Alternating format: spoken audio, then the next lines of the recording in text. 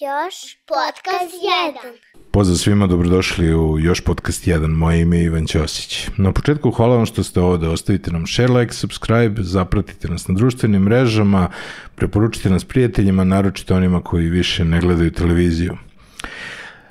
Na početku za sve vas koji redovno pratite ovaj podcast, malo izvinjenje što ova epizoda ide u petak, a ne u četvrtak. Naime, bilo je malo teže dogovoriti ovaj razgovor, tako da nadam se da smo stigli na vreme na vašu listu za gledanje.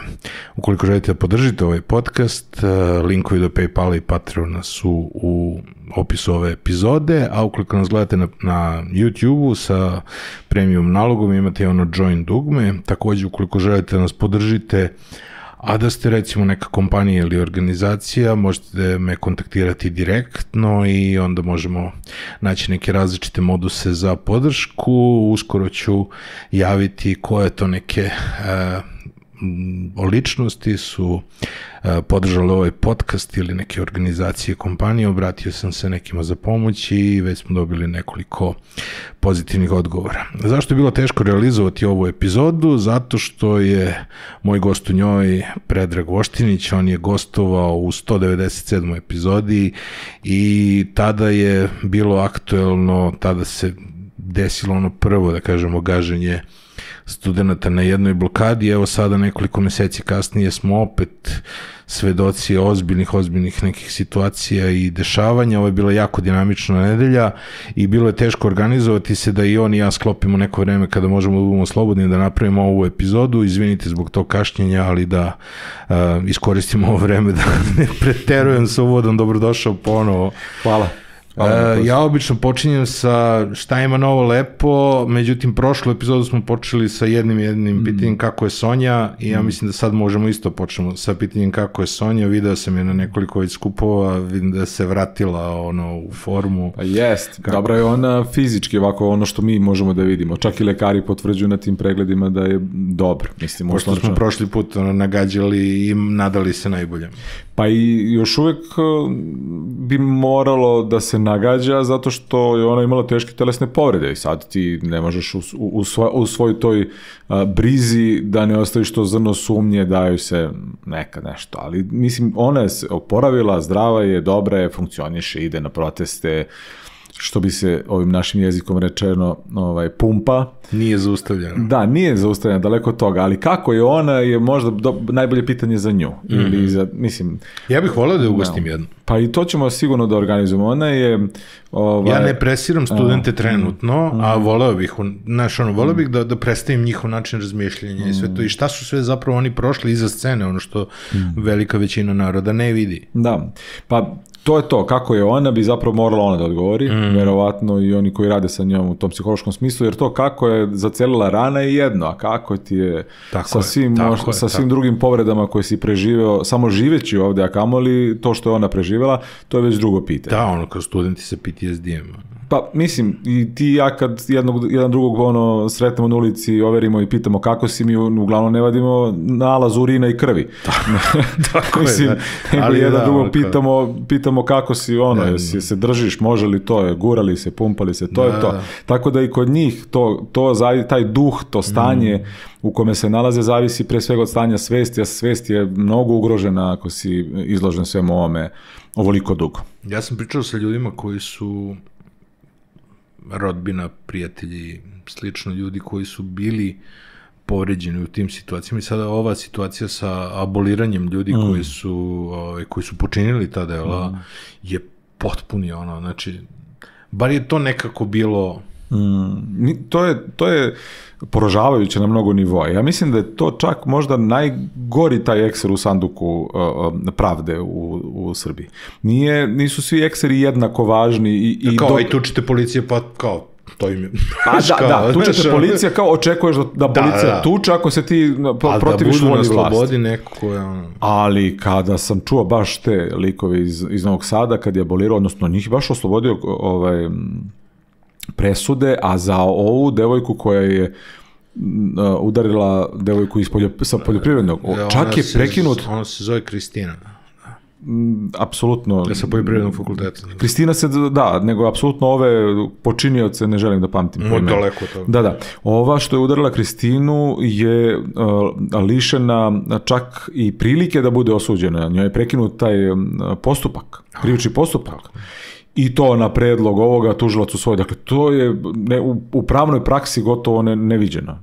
Teoretski je moguće, ali neviđeno da se na pritisak političke vlasti u pravosuđu desi prekid. Dakle, oni nisu čak ni ustanovili, nisu dali priliku sudu da ustanovi da li se to desilo ili nije, nego se on malte ne izvinio što je uopšte vodio taj istražni postupak, taj tužilac, i rekao da usvojit će on zahtev predsjednika ili odakle god je zvanično došlo i obustavit će postupak. To se stvarno nije desilo. A to, kad govorimo o ekserima u ovom kovčegu demokratije, najprije mislim na to. Ti ne očekuješ, ali negdje kad to zrno proviri kao došlo je do pravosudnog sistema, pa sad da li je sudija ćaci ili nije, to može da prelomi, ali tebi se ispostavi da ne, čak i ako je krenulo na dobro, ima ko da to prekine. Dakle, pravda ti sigurno nije dostupna ako nisi vlast. I to je sad već postalo pravilo. Da mi sad nemamo ono kao možda ti se desi. Ne. Oni zbog malog broja ljudi, koliko je ostalo da ih podržava, moraju ovaj ostatak Ćacilenda da sve vreme uveravaju da su iznad zakona ukoliko su sa njima.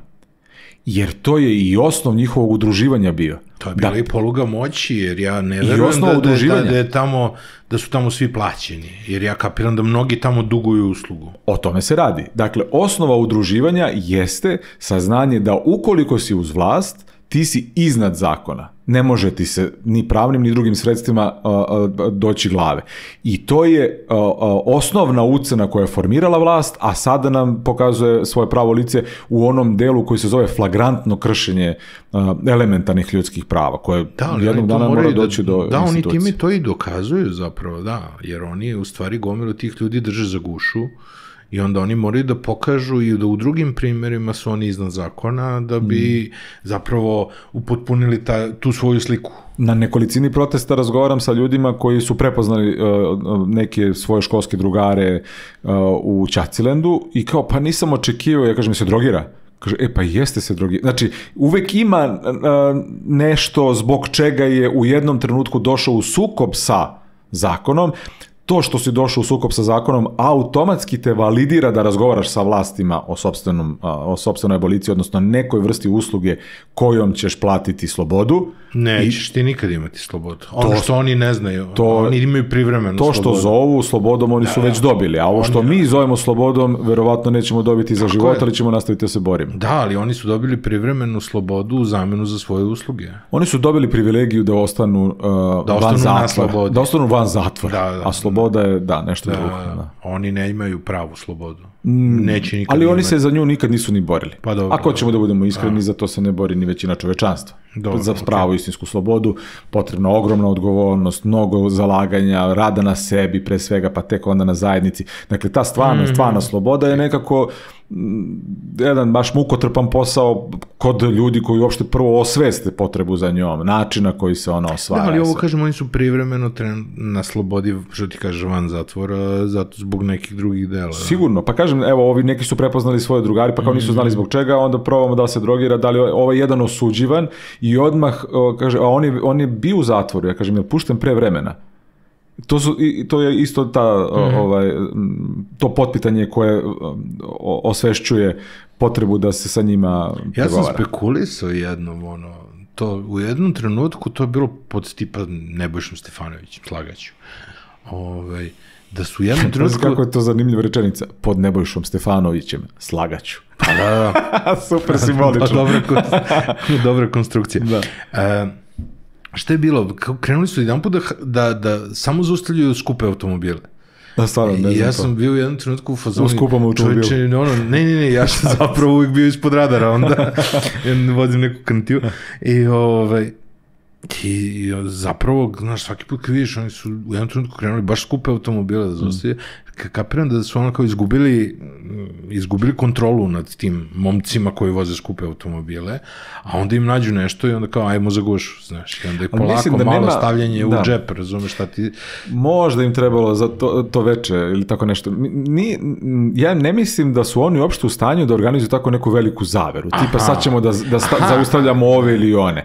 Nego oni dobiju bukvalno komandnu neku liniju, kao večeras nam treba, ne znam, para za budžet, zbog ovoga, zbog onoga. Ukinite ovome 20% od plate zato što prošli put nije radio ništa. Zaustavljajte uglavnom užičke tablice zato što su oni... Mislim, prosto imaju prostije namere nego ovo što mi zamišljamo. Ovi na vlasti, koji je zapravo čine i organizuju čitavu mafijsku strukturu oko i unutar vlasti, oni su perfidni, podmukli, zli ljudi, oni jako dobro razume, nisu neinteligentni uopšte. Čak bi se moglo reći da su među pametnijima u ovom društvu u smislu inteligencije, ali samim tim i gori po društvo, jer zluradost i zla namera udružena sa nekom vrstom inteligencije daje doslovno 10. krug pakla. Dakle, onaj koji ćemo tek da osetimo sa ovom ohološću koju prolazimo sa najosetljivijim delom društva. A ovi imaju mnogo jednostavniju volju. Oni su to. Rekao mi šef, rekao mi ovi očekuju, autobus je za mene, miting treba, šta ću, svi su isti, idem i ja, sendvič, nije zbog 2000, nego snajka treba zaposliti. Dakle, to su sve jednostavnije strukture upravljanja. Oni su alat te velike zavere, ako je tako nazovemo, ali nisu zavera sama po sebi. Oni nemaju svest o zaveri, nego samo u njoj učestvuju. Da, jest. Kad tako razložiš. Od te abolicije smo došli sada ali otprilike u istoj slici ostajemo, u sve veći pritisak na tužilaštvo i sudove. Znači imali smo onu situaciju sa tužilaštvom kada je počela ona akcija, evo sad je već biće mesec dana, ali tako, to je bio početak augusta tačno, nešto je bilo precizno. I sada imamo ovu promenu ovih sudskih odluka, Marko, Matt Damon i da kažemo, naš bajker sa Voždovca, njima su opet preinačena krivična dela, tako da ogroman je pritisak na strašno. Ogroman je pritisak na ono što donosi pravosuđe, dakle na odluke koje donosi, a i na same ljude koji su zaposleni u pravosuđu. Bojana Savović, tužiteljka, jutros pre nego što će se pojaviti na portalima ovih opskurnih informerovskih i sličnih medija, dobija posredno poruku da će biti tema napada na tim mrežama, na tim portalima. Dakle, oni upozoravaju da će biti, odnosno samo joj javljaju, pogledaj, mi smo sad u stanju da ti javimo da će biti.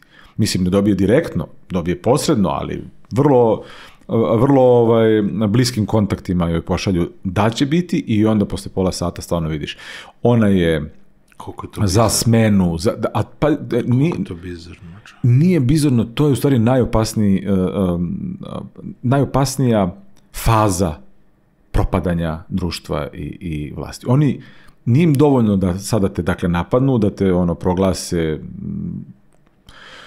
šta god, targetiraju kako god se to sada moderno. Da, zamisliš kao, sad rekao sam, pa su me malo oplevili, pa kao što... Pa se kao ništa strašno. Oni sad hoće da ti pokažu da oni znaju unapred. Ne samo to, nego ti oni sad kažu šta nam možeš, gledaj sad ovo. Gledaj sad šta, samo kaži nešto, mi ćemo sad gledaj.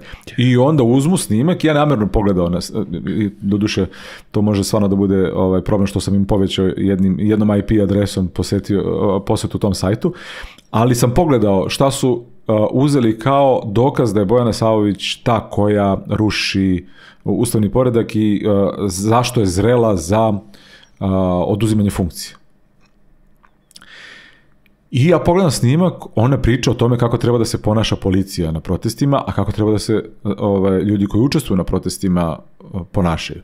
I kaže da bi policija mogla eventualno donosi ove maske kojima štite svoj identitet u slučajima kada hapse opasne kriminalce i to u segmentima da ne dođe do osvete po njih, po njihove porodice, tako to. Ja sve vreme čekam šta je ona izgovorila što je tako inkriminišuće, čime je zapravo osuđuju kao osobu nedostojnu tužilačke funkcije i ne dođem do toga. Jer njima nije više važno stvarno da iz nečega nešto zaključe.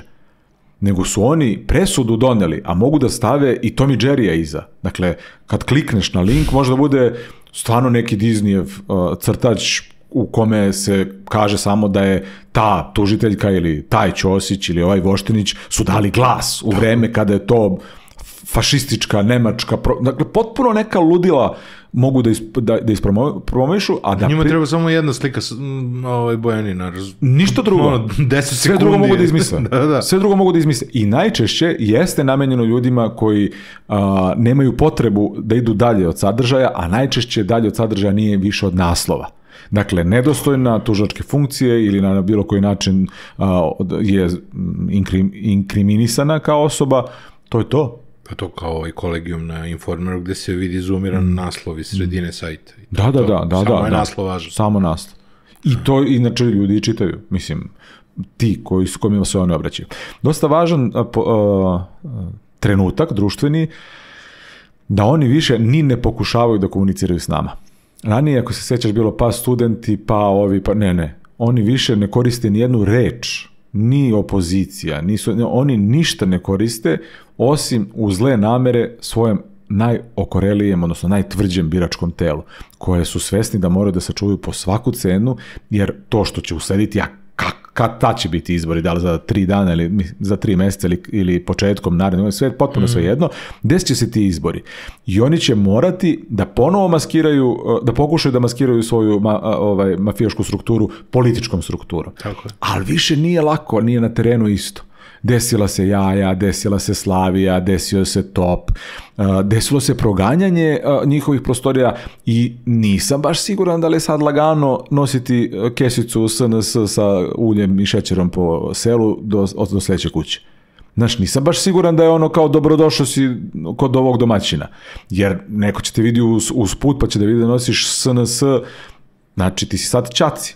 Čaci, rekli smo šta znači, mislim, društvo već reklo da je to zaista jedna nepoželjna skupina ljudi zasnovana na kriminalu, oholosti, korupciji, prostakluku, bezobrazluku, sve nepismenosti, dakle svemu što ne treba pripada pristojnom društvu.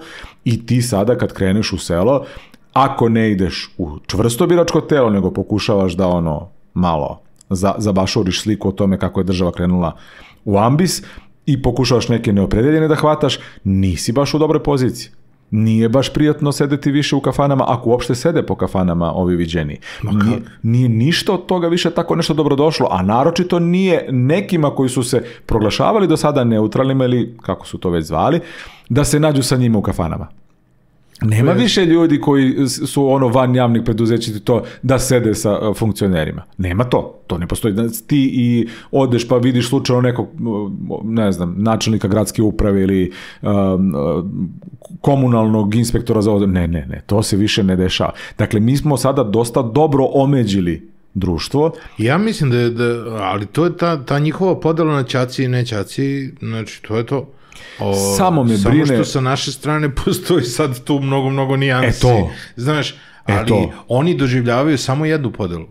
I treba. Ja se njoj radujem. Zato što ta podela znači proganjanje. Ali ne u smislu da ih da im pretim bilo kakvom... Ma u stvari, ja im želim da budu proganjani. Ja im želim da budu proganjani, da se tako osjećaju zapravo, jer se tako mi osjećamo 15 godina. I nemam nikakvo sažaljenje prema ljudima koji su ostali uz vlast ili je čine i sad se osjećaju proganjanima. Ne da nemam saosjećanje i empatiju. Ja im od sveg srca želim da se tako osjećaju koliko god dugo, pa i u zatvoru da tako nastave da se osjećaju. Dakle, ali će tako da se osjećaju čim proradi pravna država. Mislim. Oni se i sad već tako osjećaju. To jeste. Ti ne možeš sediš više u kafani, druže. Nije to više to mesto gde ti možeš da ideš i da platiš veliki ceh. Konobar te gleda. Gledate onaj ispred, gledate ispod oka. Razumeš? Dakle, on zna da si to ti koji si gađan jajima zbog toga što si dripac. Razumeš? Zbog toga što si nekome tamo zavalio nešto ili izvalio nekoga.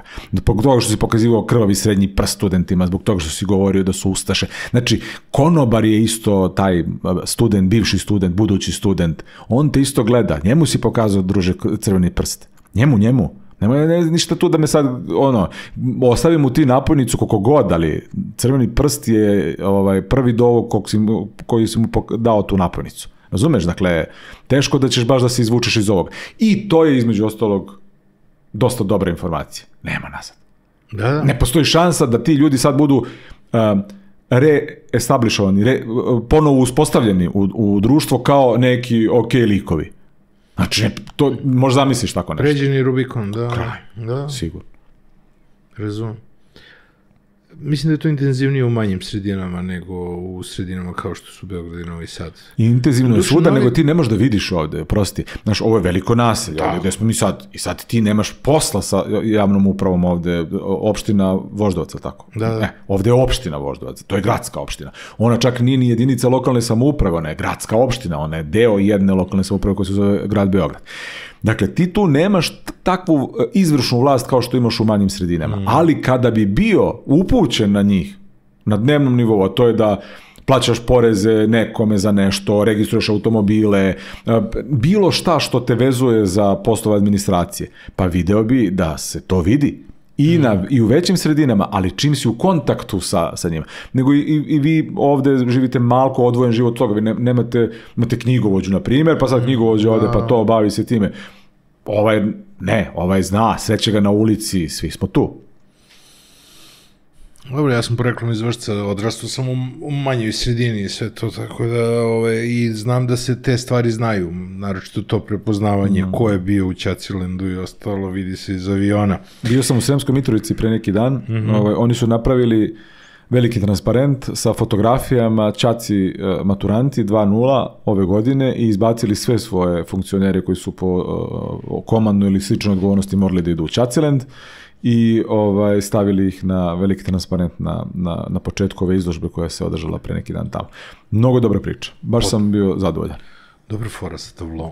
Mnogo dobra priča. Samo je ogrom. Tablo je tipa A0, možda i veći.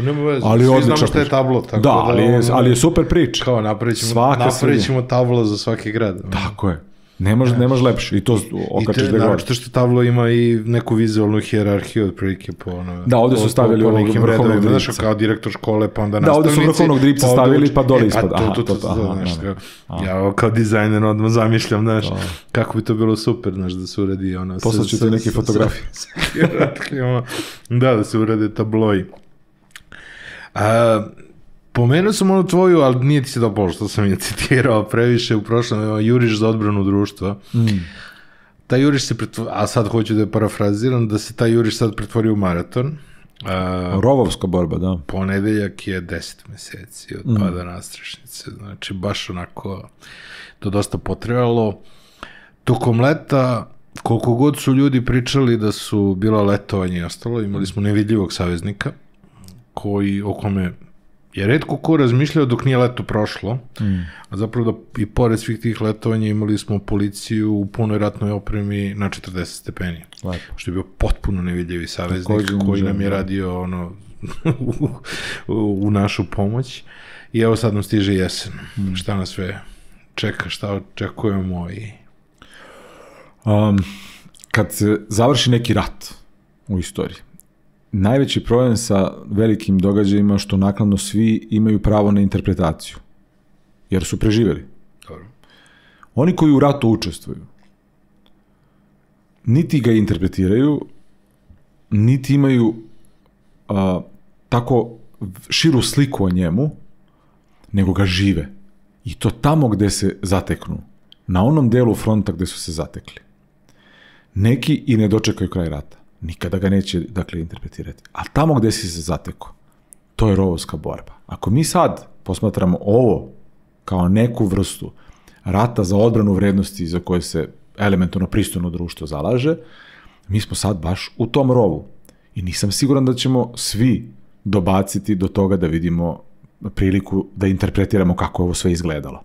Mi smo sad unutar toga. I mnogo je teško govoriti šta će biti, šta očekujemo kad si ti tu, ti ne vidiš široku sliku koju će imati neko sa istorijskim pogledom 20, 50, 100 godina unazad, kao, ne znam, nego ti sad živiš to što ti je dato. Kroz kanale komunikacije kao što su društvene mreže, 2-3 medija, 2-3 nedeljnika, odnosno 2 nedeljnika, 3, i to ti je to. Preko toga ti nemaš uvide u tako nešto, ali moraš se boriš.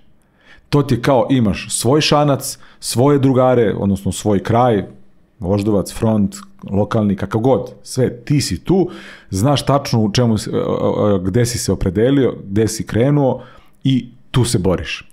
Nemaš priliku da vidiš mnogo naokolo, to je izvesno, ali si u obavezi da ono što ti je dato od naoružanja, mikrofon, olovka, dizajn, kompjuter, šta god, pa makar megafon, glas, badge, nema veze, to što si ti zadužio u ovoj borbi, to nosi do kraja i čestito. Sad, zbog čega pričam da ne možemo da gledamo širu sliku o tome? Zato što neki ljudi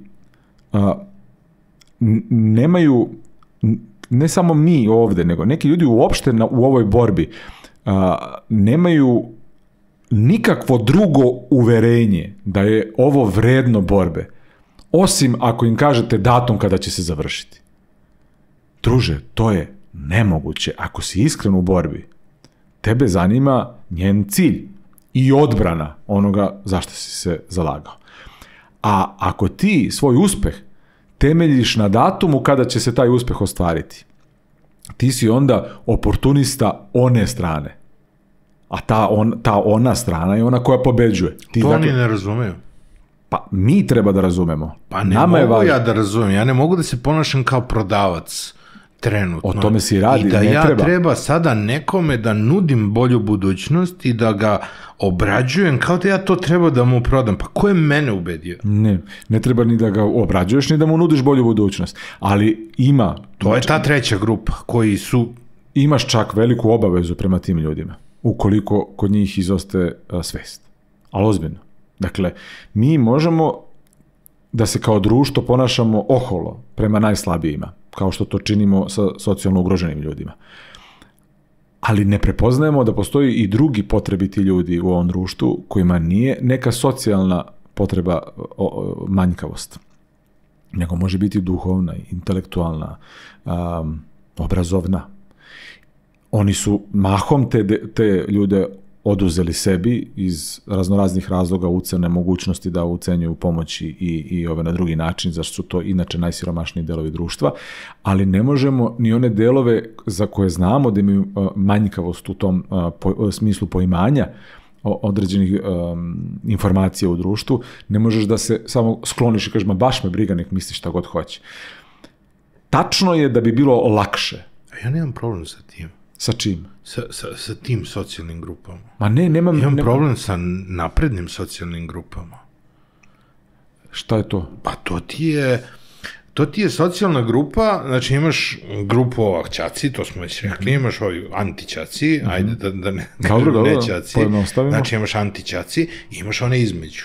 Dobro. Okej, postoje ove socijalne grupe koje su manipulisane levo, desno i ostalo, nemaju dovoljno informacija, i žive na ivici egzistencije i ostalo. Ne, ja govorim o onom delu koji živi, možda bolje od mene i od tebe, koji između, sutra na izborima, kada dođe do tih izbora, će možda gotovo sigurno da zaokruži slično kao ti i ja. Ali trenutno neće prstom da mrdne da do tih promjena dođe. Šta imaš problem sa njima?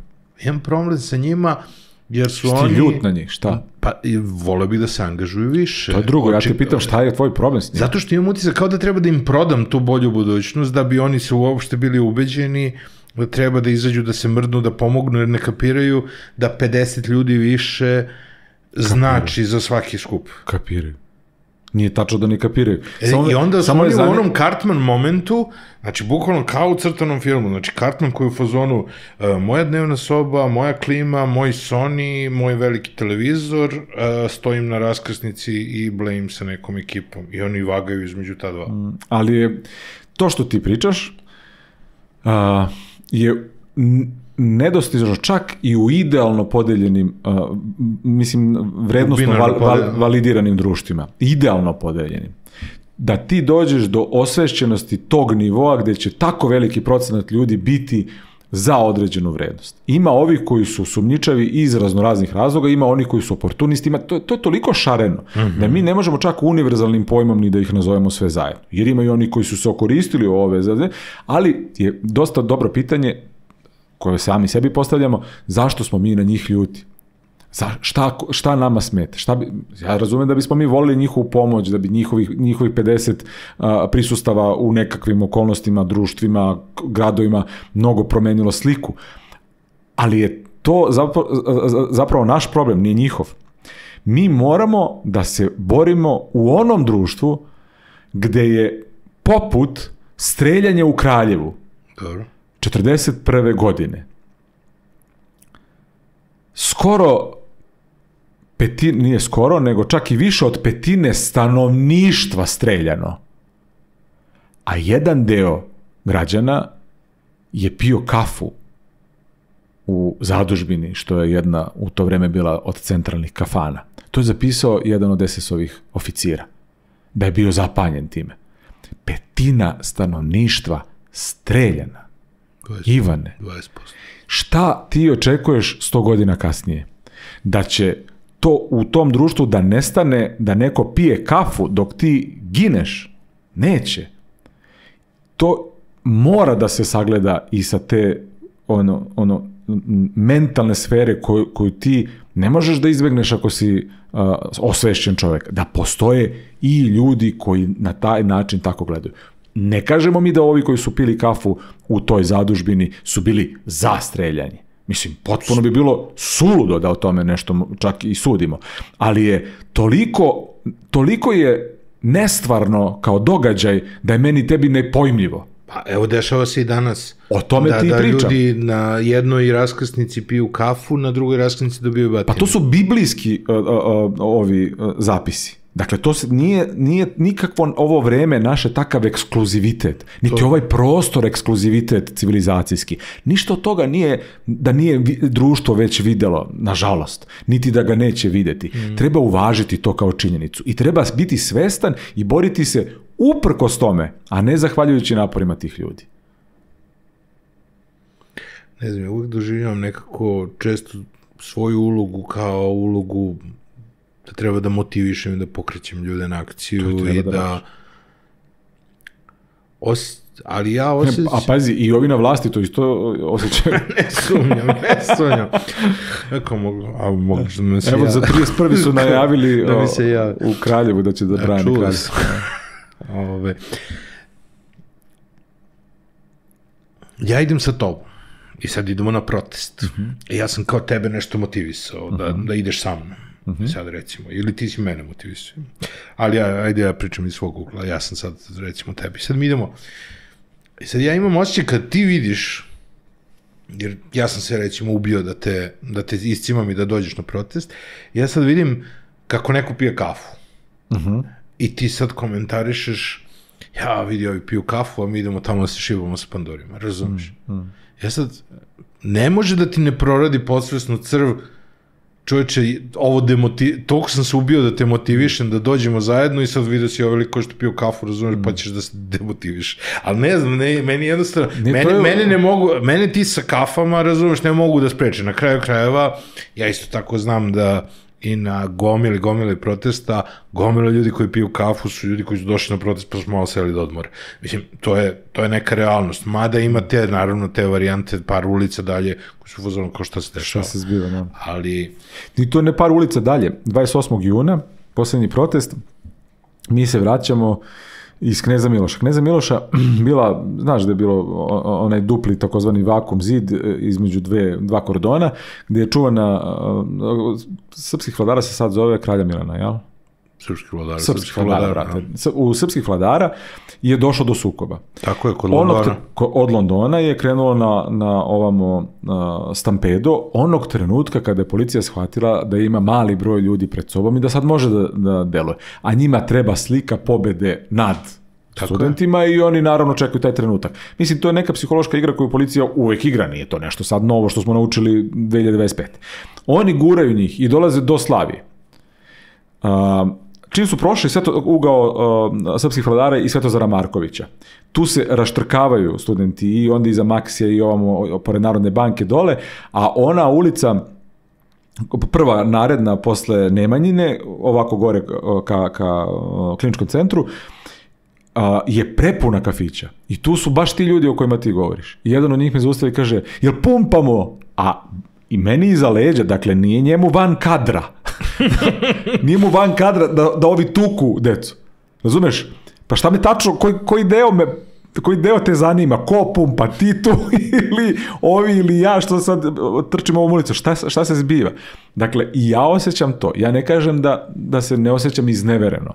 Ja osjećam izneveravanje. Naročito kad mi klone duh, kad klonem snagom, kad ni ja ponekad ne mogu da sam sebi da verujem, čovječe, dokad ćemo više, koliko još ima snagi u nama da ovo, ne može više, ne može da trajemo, ne da ovo traje, nego ne možemo mi da trajemo. Hoćemo da, znaš ono, koliko trljajući leže, čovječe, ne podmazani škripimo već dugo vremena, nikako da se ovo okrene. A kad gledam to, osjetim se jako strašno. A opet, uprkos tome, pa čekaj, ili ja odustajem i sam ja ovo počeo zbog toga što sam ja verovao ili što su oni verovali. Ili sam ja počeo zato što sam ja verovao sa željom da i meni veruju. To je bolja ideja. Ako te taj neko koga si ti uspeo da uveriš, dakle uspeo uverenjem da on poveruje u to o čemu ti govoriš. Ne znam koliko sam ga uverio, ja sam ga motivisao. Znaš, da se pokrene. Ne možeš da ga motivišeš bez uverenja. Dobro, okay. Dakle, ako izgubiš to, dakle, ti si i dalje na braniku vrednosti za koje si ustao. Ako je on odustao, njegov problem. Stvarno njegov problem. I ovoga ko nije ni počeo i ovoga ko je odustao. Puj, moj problem, imam jednog čovjeka manje. Nikad ga nisi ni imao, nikad ga nisi imao, brate. Znaš, jer ono uvijek je... Samo si provjerio jel ga imaš. Da, pa dobro, jeste. Znaš, uvijek je to taj neki problem, znaš, koliko nas ima. I stalno to neko pitanje kao, ja, samo da ima vas 50 jakih, kao ono, u prvom redu. Pa evo i da nas ima 50 i pobedimo Kordon. Šta onda? To je recimo pitanje koje sam gomili. Milion ljudi isto pitalo kao hoćemo kroz njih, sad ih je ostalo malo i ja svaki put Lazar Milosavljević, naš i student i aktivista u frontu i odbornik kod nas, je tako žustar, hrabar, hoće da krene na Kordon, hoće da se desi nešto. Više iz nekog nestrpljenja nego što ima iskustva u osvajanju, nego iz nestrpljenja on misli da je svaki trenutak isto kao i ti i ja, da je presudan. I on to želi da pokaže. I ja mu posljednjih nekoliko protesta, kad god smo bili zajedno, kažem, a kad prođemo kroz Kordon, što je sad recimo moguće, staćemo tamo kao John Travolta sa onim prebačenim kaputom. Bukvalno ćemo da gledamo. Ja sam tako ostao kod Beograđanke. Šta? Ja sam tako ostao kod Beograđanke, ja sam povredio nogu na drugom stampedu, ja sam na trećem stao na punu liniju, digao ruke u visinu lica, rekao sad ako bude nešto, bude. Znači, protičali pored mene jure studente. Da. Kao pored stuba. To mi je potpuno tek neverovatno. Bilo ih je malo, nisu baš gurali sve redom. Na kraju u jednom trenutku bilo više ljudi iza leđa Kordona nego ljudi u Kordonu. Mislim i sada... Nema onaj snimak iz Valjevu. U Valjevu, recimo, ono što se meni dopada jeste kad Kordon krene da ljudi ne daju. To mi se dopalo u Valjevu. A još lepše u Novom Sadu ispred Filozofskog fakulteta prekriče. Još lepše. Aha. Ne da nisu dali, nego su izgurali Kordon. Otrli ih od fakulteta. Dobro, posle su doveli i ono diviziju. Mislim, šta da se desi 5 takvih protesta u Srbiji, koje divizije da rasporediš. Pazi, cijela Srbija ima 4 žandarmerska centra. Da. Kraljevo, Beograd, Novi Sad i Niš. 4 centra. Koliko god da ima tu žandarmerije, to je sve što ima. Nema ih hiljade preko toga. Nema, to je to. Ja bukvalno ne želim sukob, a želim da narod pokaže policiji da ne može. Pa to može sukobom. Pa ne, to može i mirnim sukobom. Ne postoji mirni sukob. Ali znaš na što mislim, na miran protest jednostavno. Pa vidi, ja znam na što bi ti volio da misliš, ali to ne postoji. Dakle, ili si u sukobu ili nisi u sukobu. Ako se policija tebi protivi ili se ti protiviš policiji, a ona je instrument sile vlasti, po definiciji, ti ne možeš njima ništa da pružiš otpor. Otpor je vrsta sukoba. Ti možeš da pružiš pasivni otpor, aktivni otpor, agresivni otpor, ali otpor je sukob. Dobar. I znam, nisam ovdje došao da ti određujem šta je definicija čega, nego da ti kažem da ne treba bežati od sukoba ukoliko je on jedino rešenje za ono što je nama neophodno, a to je bukvalno prekid sa svim što smo do sada uspeli da istrpimo 13-14 godina. Mi moramo da prekinemo.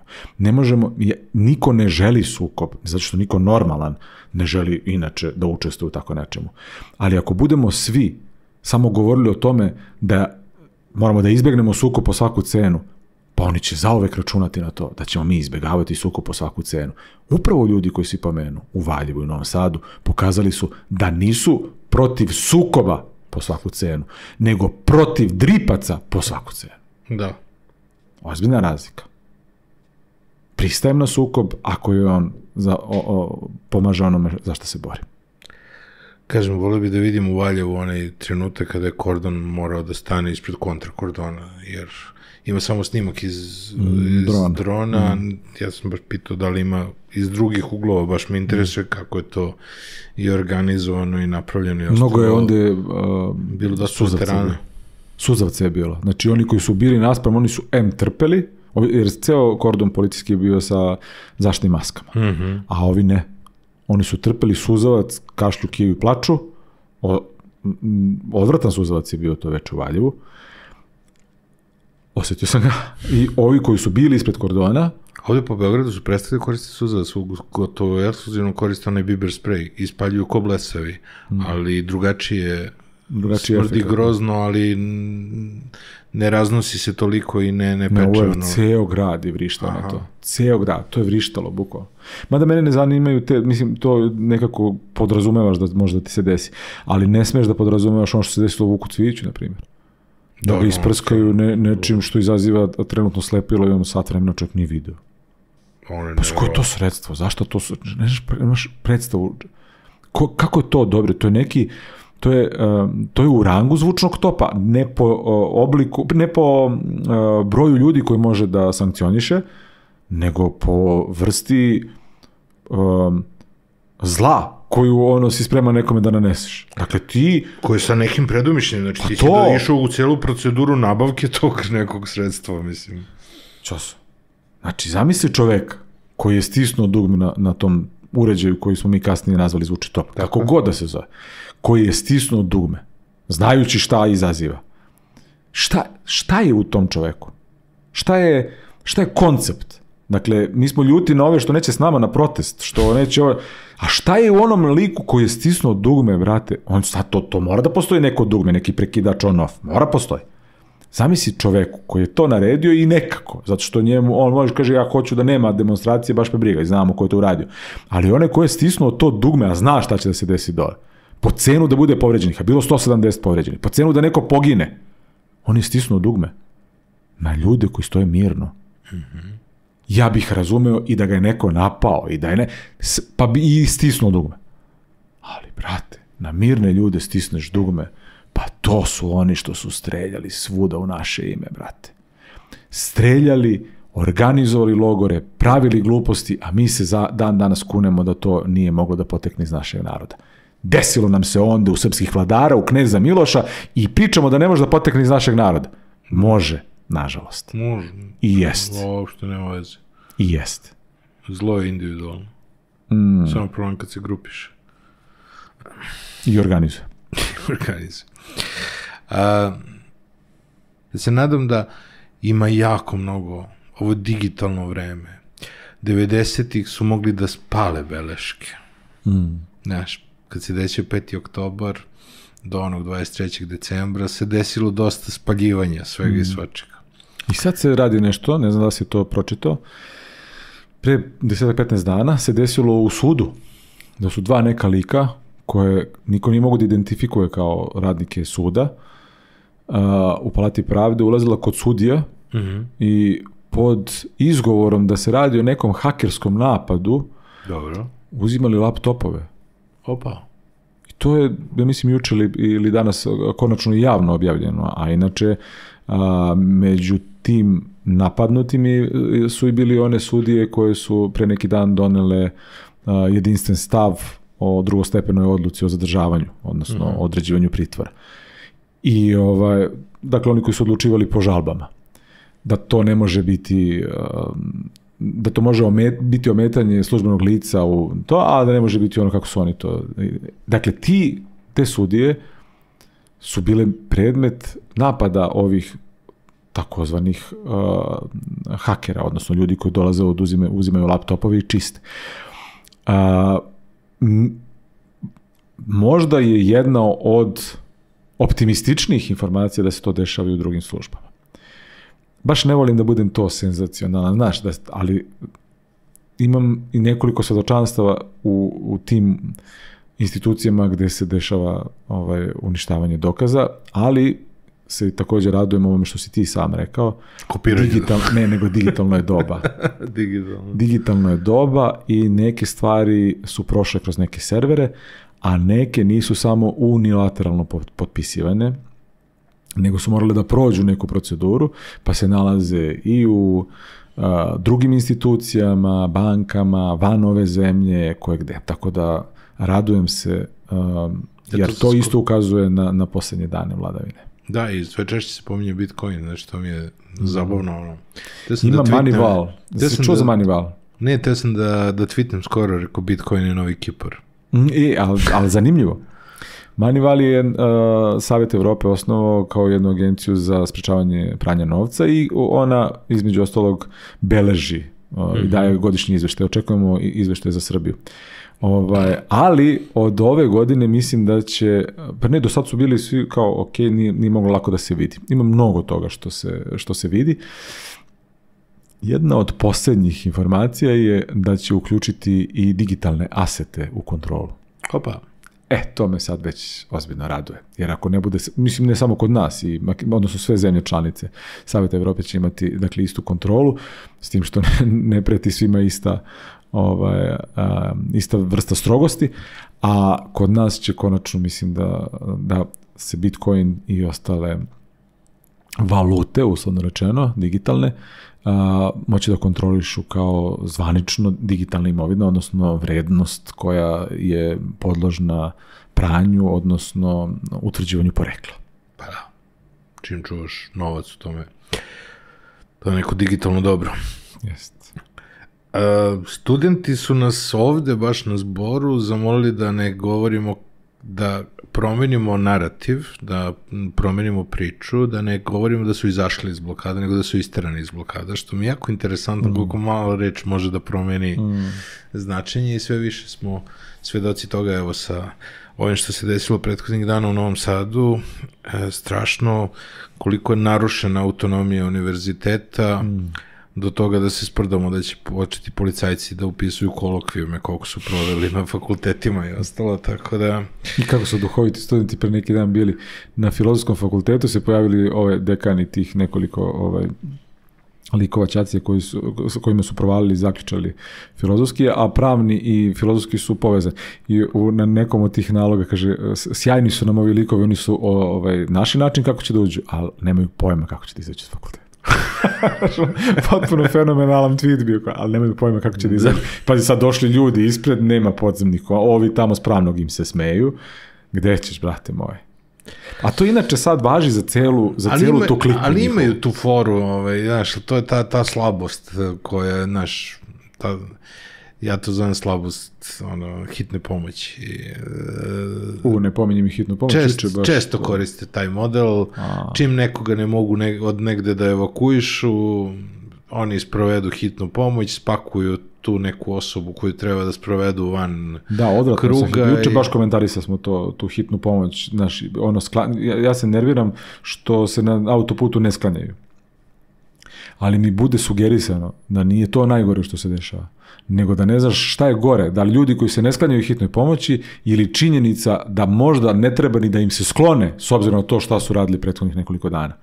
Jer ne znaš šta voze, da li voze bolesnog čoveka, to sad stvarno opravdano te kopka, ili voze pirotehnički materijali i palice.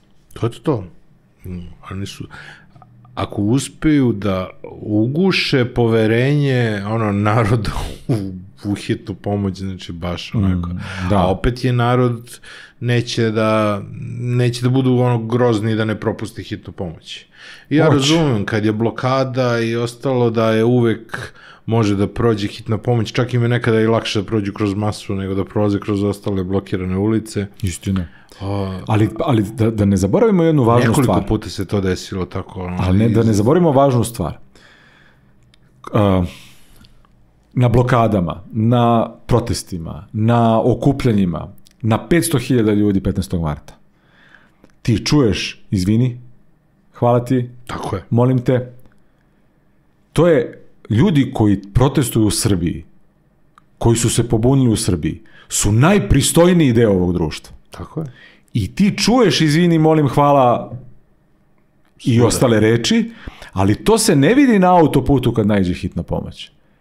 Jer tu ima i onih koji ne protestuju. Tu ima onih koji, druže, ne možeš da sviraš gde god hoćeš, gde ću, pa vidiš da nemam gde, pa to je metar, ma ne mogu vrućina, klima, ne mogu da... Dakle, to su ti ljudi, to su isto oni koji malo pregovorimo, to su oni među nama. Nisu oni uvezeni, to su isto deo ovog društva. Ono što se tebi dešavalo, što se dešava mnogima, evo, uhapšeni Miša Bačulov, režim bi voleo da skine neke glave, da napravi neku seču Kneževa, makar to bila i varijanta zatvora, pritvora i svega ostalog. Često se komentariše to da je Miša Bačulov sprečio batine na jednu i na drugu stranu, zato što je uvek bio između. I da su, uvek u ratovima su se trudili ljudi, nemojte da skidate oficire, oficiri služe da ne bi bilo previše gubitaka. Koliko u stvari je to kontraproduktivno u ovom trenutku? Evo, drugar vlada, pa ne znam, po celu borbu. Čiju? Našu ili njihovu? Pa zajedničku. Mislim, u istoj smo borbi, samo smo na različitim stranama. Pa to ali nego kome je kontraproduktivno? Za celu borbu kao borbu, mislim, nekako Ne, za borbu je dobro. Bude više problema. Ja uopšte ne znam na kom nivou su više poeni u toj borbi i šta se broji za statistiku. Ja više to uzimam kao simbole. Pa znam. Ja uopšte ne merim to. Znaš, nije sad pitanje ko od toga gejnuje. Jeste, to je, slažem se, zato što ko ima korist, da. Ko ima korist. Ko u riziku ili monopolu, znaš, sve se to gleda, negde se to beleži. Međutim, mene uvek zanima kako se to čita. Čega je to simbol? Metodologija borbe uglavnom određuje fazu borbe. Dakle, metodologija borbe uvek jasno definiše fazu borbe. Kad dođeš do bizarnih hapšenja, suludih optužbi, nasilja na ulici, koje ne možeš da kontrolišeš, ni da opravdaš, to su uglavnom posljednje faze. Ne može represija da traje večno, niko neće trpeti zauvek, ne može, ovo o čemu smo malo pregovorili, da se hapsi, popunit ćeš zatvore, šta ćemo posle? Mislim, samo možemo da ih renoviramo i da vas spremimo za vas. Dakle, to će da nam se desi. Šta? Šta tačno? Novi Sad, gotovo da nemaš opozicionog političara ili aktivistu da ili nije u zatvoru ili donedavno bio u zatvoru. Veliki broj njih je i u kućnom pritvoru. Dakle, to Novi Sad. To se sad dešava, u Novi Sad se dešava. Da, i epicentar gde se sve i desilo. Što je dobro, da se odmah razumemo. Mislim, dobro da se tamo kao neka vrsta simboličnog podsjetnika zbog čega sve... Da je tamo najaktivnija borba, da. Da. Mislim, i dobro da se podsjeća ostatak društva, da je odatle počelo, jer se tu slomila ne samo nadstrešica, nego sve što nas je čuvalo od svih tih zloupotreba i korupcija. Dakle, tamo se to sručilo. Tamo se sručila se ideja da je ovo demokratsko društvo. U Novom Sadu pala nadstrešica. U Novom Sadu pala ideja da ovom državom upravljaju stručni ljudi. Pala je ideja da se bilo šta radi zbog bilo kakvog koristi na ljudi ili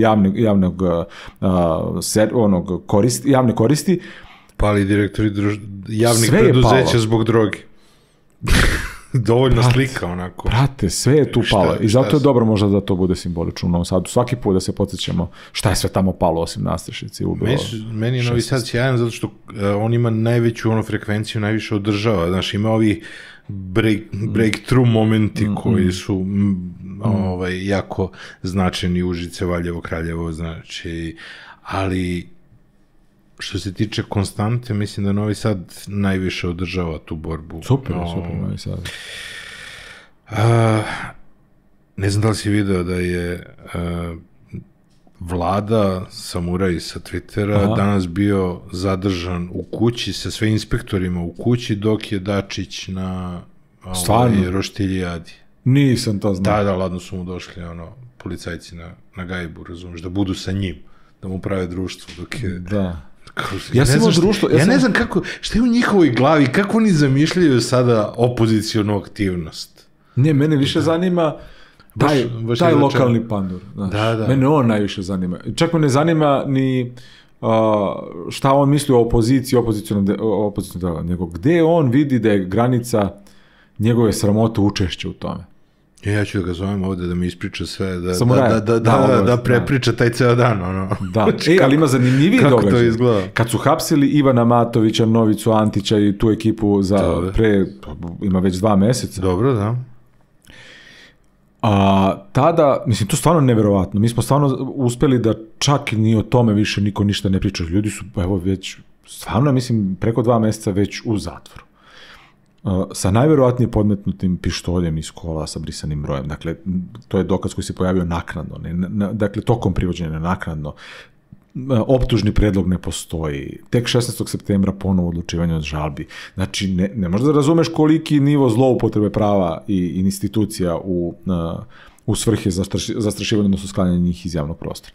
Međutim, ovo je neverovatna tema. Kada su njih hapsili,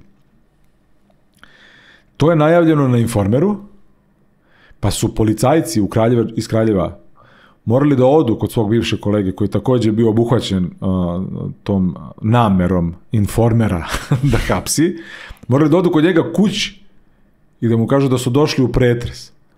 Ali pošto je Informer objavio pre nego što je izdat nalog, oni moraju da sačekaju nalog. Jo, brate. I čekali su kod njega u dnevnoj sobi da im stigne nalog, a u kuću su ušli po nalogu koji je objavio Informer. Na kuc. Pa, Informer objavio je, znači, pravna država nije propo, nego pravna država nije bila tu, nije prošla.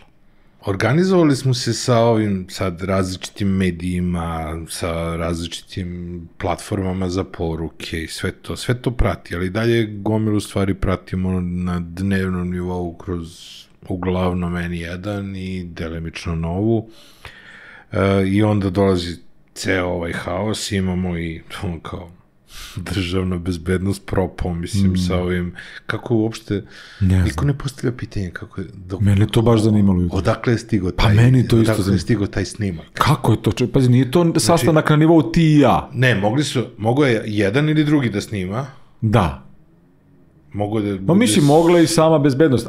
Znaš, ko je to mogu da snimi, ko je to mogu da dostavi, to... Ne, ozbiljno pitanje. Ja ceo dan sam razmišljao kad sam to pročitao. I šta nas čeka, to je drugi deo pitanja, šta nas čeka sa Novom i N1, kada takve dve osobe pričaju o smeni urednice i o drastičnom smanjivanju stafa N1. I smanjivanju uticaja samim tim, da bi mogli da je, ako se dobro sećam, te izjave, da bi mogli da je odcepe, da je odvoje. Da je smanje skroz na malu firmu, pa da onda odvoje. To je ovaj rekao. Znam kao što trajiš, ali to... ne znam... On mi je delovao menadžerski, ovaj stranac. On mi je delovao menadžerski, ja imam svoj zadatak, kao to treba...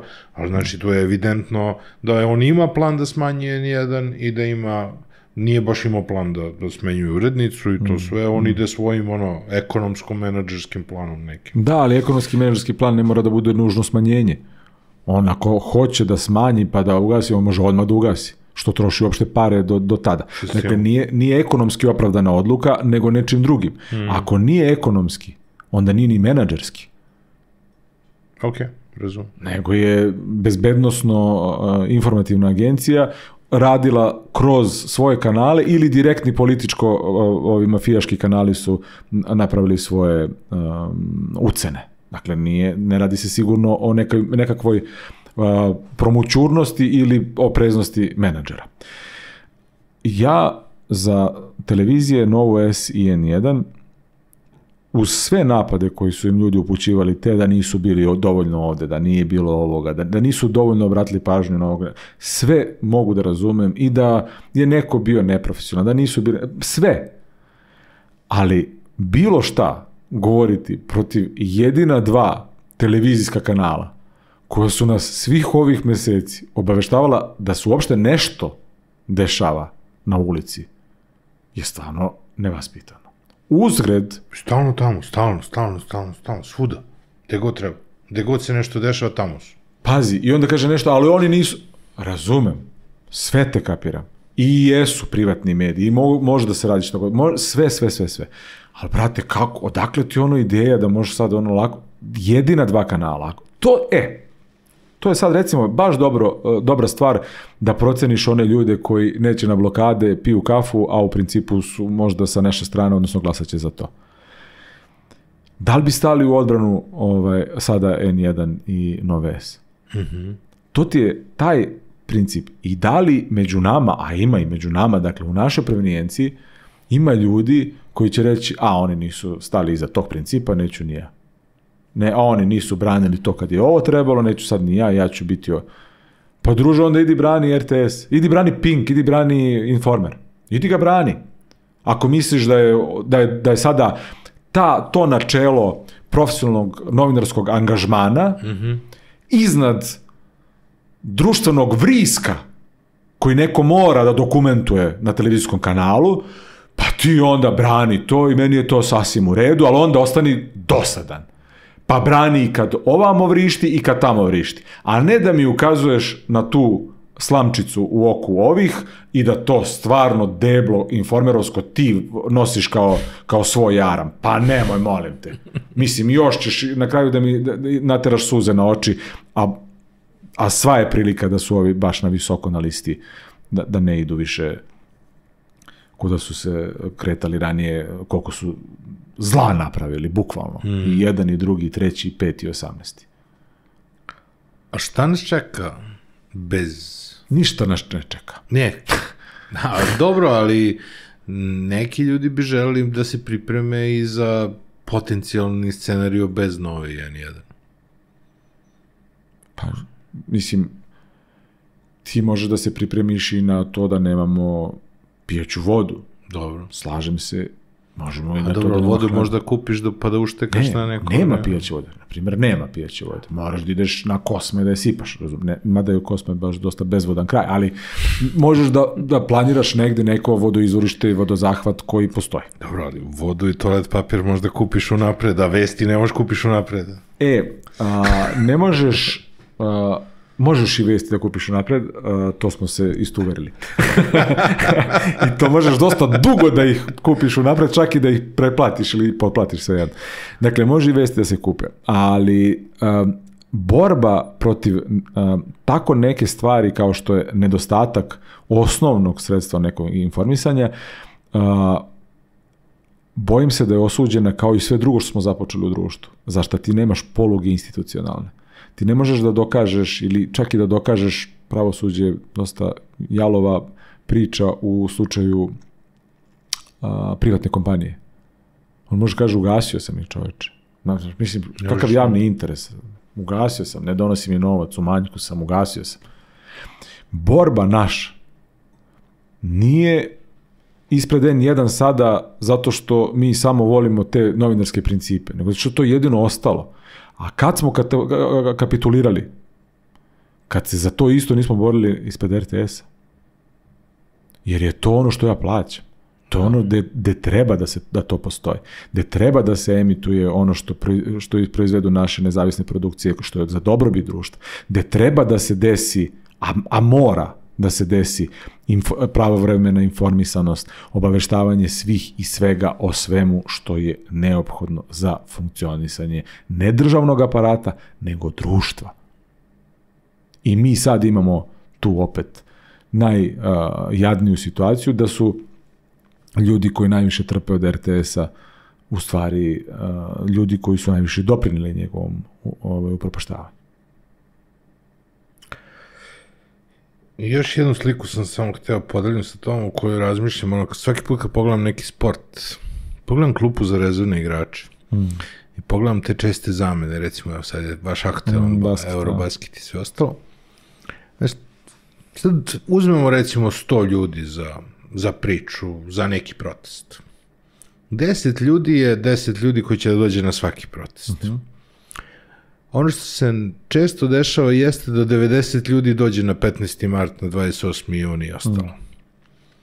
A recimo na ove neke redovne blokade, raskrsnice i tako te neke stvari, nekad dođu, nekad ne dođu. Dođe recimo još 10 ljudi. Kako da uvedemo organizaciju klupe? Da pored tih 10, ovih 90, od tih 100, jedan dan dođe 45, a onda drugi dan dođe drugih 45, da se oni rotiraju, a da znaju da se rotiraju, da napravimo taj neki modus. To se već dešava. Znaš, hoće okej da propustiš jedan protest, ako si povređen, ako si umoran, ako ti je detetu rođendan, mislim. Dođi na sledeći, nemoj sad osjećaš da si kriv što nisi bio na nekoliko, pa da sad ti bude glupo, sasvim normalno, jedan dođeš, jedan ne dođeš, jedan dođeš, jedan ne dođeš, a opet da to malo i organizujemo, da ljudi razumeju da to skroz okej. A to se već dešava, mislim, već se dešava, ne dolaze svi na sve, ali protesti se i dalje održavaju, dakle to se već dešava. Dosta važna informacija za ljude koji uopšte učestvuju u protestima je da je naša istrajnost i rešenost da ovo isteramo do kraja jedina koja može da presudi u ovoj borbi. Ne alat, ne oružje, ne stepen njihove represivnosti, ništa od svega toga. Samo naša istrajnost. I ako se iko pita šta može da presudi ovom režimu, to je istrajnost. To je bukvalno to. A kada dajemo sebi rokove, mi sebi smanjujemo šanse, jer povećavamo šanse za očekivanje.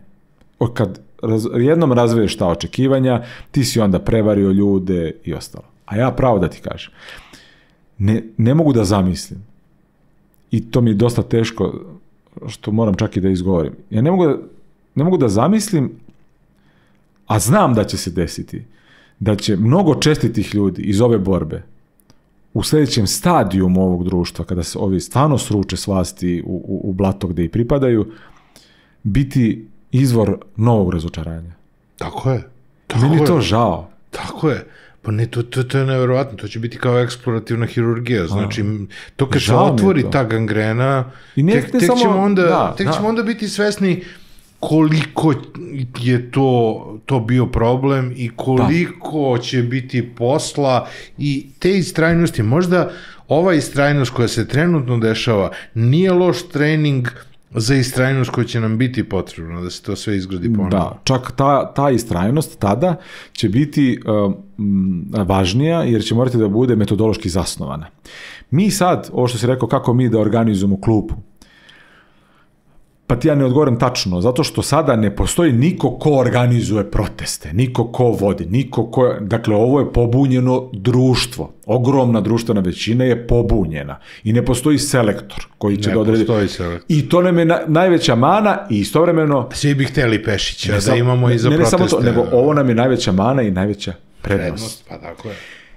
To se isto i sa ovim dešava. Nema ništa u budućnosti, nema nešto na što ćemo moći da računamo, ali istovremeno moramo da znamo da to na što računamo u budućnosti smo mi sami.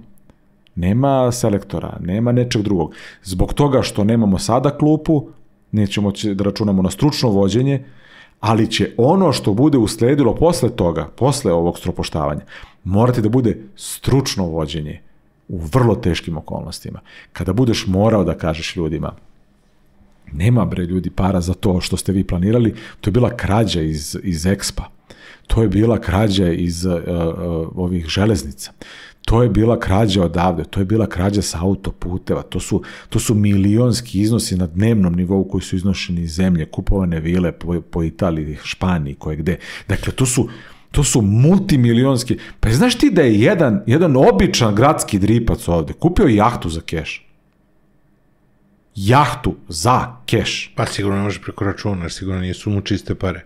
To te razumem s jedne strane, Mora a s za druge keš. strane, možeš zamisliti šta rade ovi, to je gradski, tu neka, 7. liga, ne pominje mu se ime jednom u godini dana, u 3 godine mu se pomene jednom ime na televiziji, ili na bilo čemu, u nekoj vesti.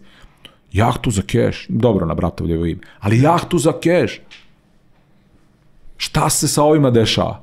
I ti ćeš jednog dana morati kažeš, vidi, sve to što ste vi zarađivali od njih, njima ste prodavali možda, ne znam, flašu, mobilni telefon, reflektor, to su bili ljudi koji su sad nema tog prometa, jer nema te količine ukradenih para, mora sada da se radi na realnim izvorima prihoda. To može biti ili poljoprivreda, ili proizvodnja, ili IT industrija, znači sve da bismo došli do toga da javni sektor ima od nečega novac. A to je mukotrpno i moraš ljudima da ulivaš poverenje, nadu, a svestan si da ni za sebe nemaš dovoljno.